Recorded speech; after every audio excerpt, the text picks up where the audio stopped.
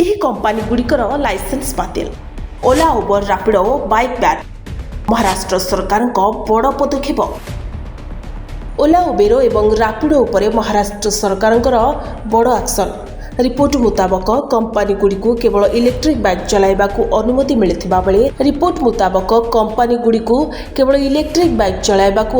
ମିଳିଥିବା ବେଳେ ସେମାନେ ବେଆଇନ ଭାବେ ପେଟ୍ରୋଲ ବାଇକ୍ ବ୍ୟବହାର କରୁଥିଲେ।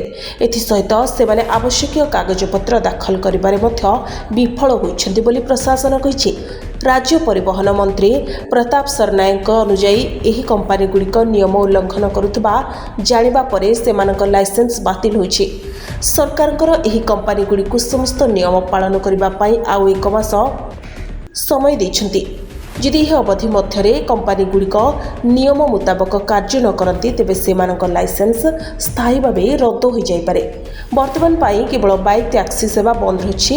କ୍ୟାବ୍ ଓ ଅଟୋ ସେବା ଜାରି ରହିଛି। ମହାରାଷ୍ଟ୍ର ସରକାରଙ୍କର ଏହି କଡ଼ା ନିଷ୍ପତ୍ତି ପରେ ହଜାର ହଜାର ବାଇକ୍ ଚାଳକଙ୍କ ଜୀବିକା ବାଧାପ୍ରାପ୍ତ ହୋଇଛି।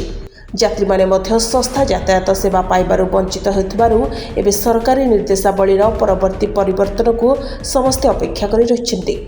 ବ୍ୟୁରୋ ରିପୋର୍ଟ, ପ୍ରଭାତ ନ୍ୟୁଜ୍।